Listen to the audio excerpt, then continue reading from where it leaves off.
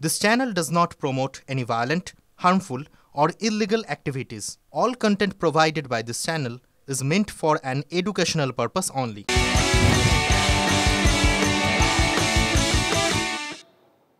নমস্কার, দেখছেন TV9 বাংলা। আপনাদের সঙ্গে রয়েছি আমি তন্নিষ্ঠা। শুরু করছি 8টায় 8 রিপোর্টার এক্সক্লুসিভ কিছু গুরুত্বপূর্ণ খবর দেব আপনাদেরকে একদম সকাল সকাল যেটা ব্রেকিং নিউজ আছে, নজর রাখা যাক সেদিকেই। UEN Jaipur is a perfect target for prospective students aspiring for good jobs, good education with future-ready skills.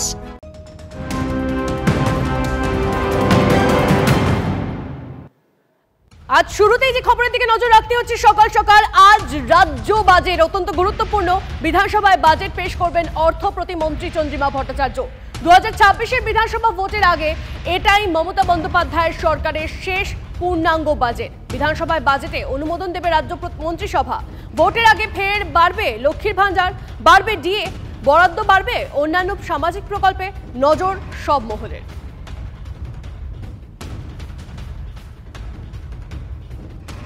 বাংলার মানুষের চাহিদা মতো কিছু না থাকলে শুধু ভাতা বাড়িয়ে হবে না। 500 টাকার ভাতা বাড়ানোর পরিকল্পনা করছেন, এখন এফেক্ট দেবেন না, উনি এফেক্ট ভোটের ঠিক আগে আগে দেবেন। কাল থাকবে এগুলো, কালকে আর চিরকুটে থাকবে না। 3% ডিএ বৃদ্ধি থাকতে পারে, হয়তো আমি বলার পরে এটা 4 হয়ে যেতে পারে। তো আমরা কেন্দ্রীয় হারে চাই, চাকরির কোনো গল্প থাকবে না। ওবিসি নিয়ে যা করে দিয়েছেন ভণ্ডুল হয়ে গেছে। আমরা নিশ্চয়ই আমাদের দৃঢ় বিশ্বাস বাজেটে কর্মসংস্থান নিয়ে একটা বিরাট অংশ থাকবে, আমরা বিশ্বাস করি। কারণ উনি তো বলেছেন না, বিরাট বিনিয়োগ হয়েছে। মহিলাদের সুরক্ষার জন্য একটা বিরাট অ্যামাউন্ট রাখা থাকবে। যে মুখ্যমন্ত্রী এত সশক্তিকরণের কথা বলেন, মহিলাদের জন্য নিশ্চয়ই, তাদের সুরক্ষার জন্য নিশ্চয়ই বন্দোবস্ত রাখবেন। লক্ষ্মীর ভাণ্ডার ধরনের যে কোনো সামাজিক প্রকল্প আমরা এগুলোর বিরুদ্ধে না। কোনোদিন বামপন্থীরা সুযোগ পেলে সব মানুষের জন্য সামাজিক প্রকল্প চলবে। পাবলিকের টাকা, আমার আপনার টাকা, তৃণমূলের টাকা নয়। ওই টাকা মদনে গেঞ্জি পরে খাবে, ববি হাকিম একরকমভাবে, কে তোয়ালে মুড়ে খাবে, কে আধশোয়া হয়ে খাবে, তার বদলে ওই টাকা যদি আমার আপনার কাছে আসে খারাপ হয় না। কিন্তু সরকারের কাজ মানুষকে বিভিন্ন রকম সামাজিক সহায়তা যেমন করা, তেমনি চাকরির বন্দোবস্ত করা, তেমনি স্কুল কলেজ হাসপাতাল গড়া, সেই সমস্ত সামগ্রিকতার প্রশ্নে তৃণমূল সরকার ফেল করছে। কত কি বাড়বে জানি না, আমি চাই লক্ষ্মীর ভাণ্ডারের নামে যে স্কিমটা চলছে 5000 টাকা করে দেওয়া হোক প্রত্যেকটা মায়ের হাতে, যেটা দেওয়া হচ্ছে বোনের হাতে। আর বৈষম্য ওখানে না হয়, কাউকে 4500, কাউকে 5000, এটা নয়। যেভাবে একটা সমাজের মানুষকে 1000 দিচ্ছে, অন্য সমাজের মানুষকে 1200 দিচ্ছে, এই বৈষম্য তো নয়। 5000 টাকা করে লক্ষ্মীর ভাণ্ডার দেওয়া হোক।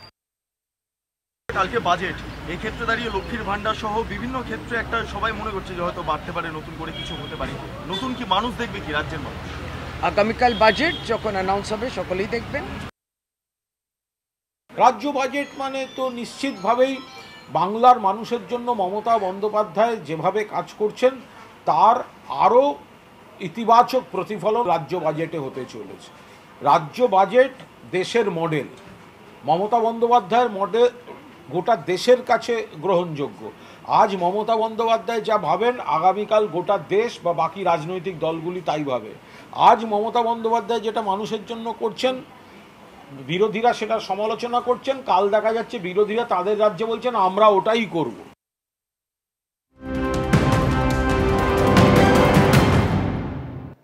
একগুচ্ছ নয়া প্রকল্পে গুরুত্ব দিতে গিয়ে বন্ধ গরিবদের জন্য আর্থিক প্রকল্পই। আচ্ছা, কেন এই টাকা বন্ধ করে রাখা হয়েছে তা নিয়ে কলকাতা পুরসভার অধিবেশনে খোদ তৃণমূল কাউন্সিলররাই প্রশ্ন তুলে বিড়ম্বনায় ফেলে দিলেন নিজেদের বোর্ডকেই। নতুন প্রকল্পে গুরুত্ব দিতে বন্ধ গরিবদের আর্থিক সুবিধা প্রকল্পই। তৃণমূল পরিচালিত কলকাতা পুরসভার বোর্ডের বিরুদ্ধে সরব দলেরই কাউন্সিলররা।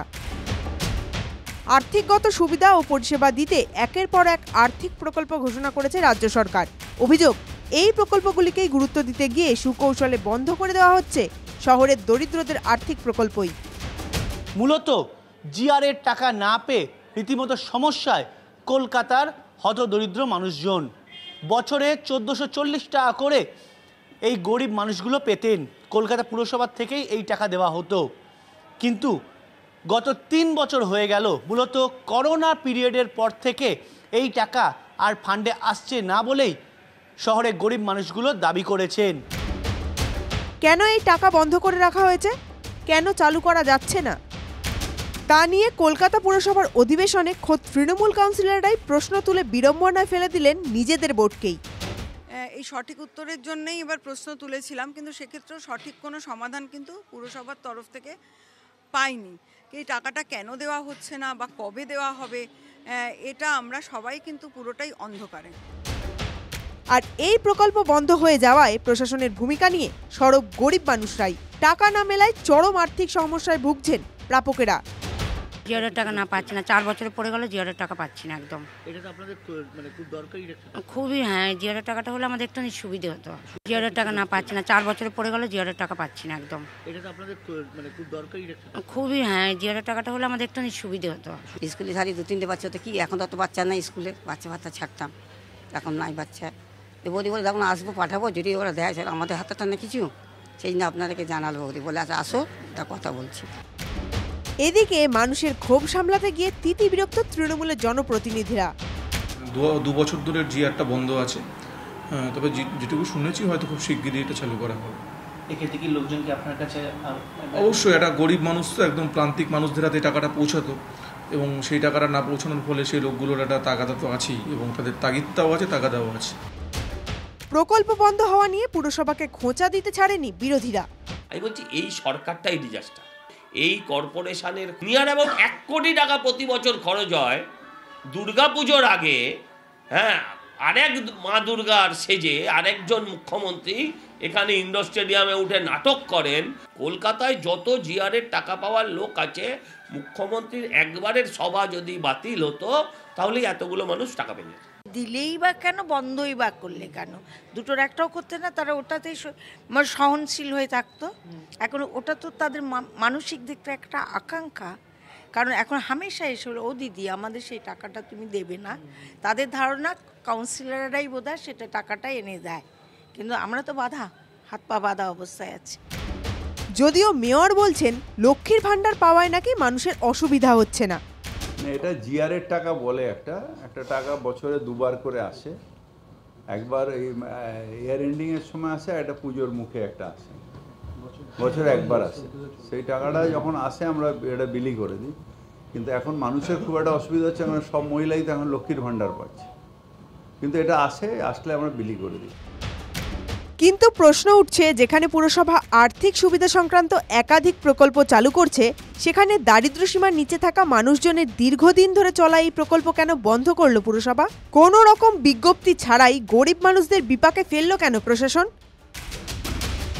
সায়ন্ত ভট্টাচার্যের রিপোর্ট, TV9 বাংলা।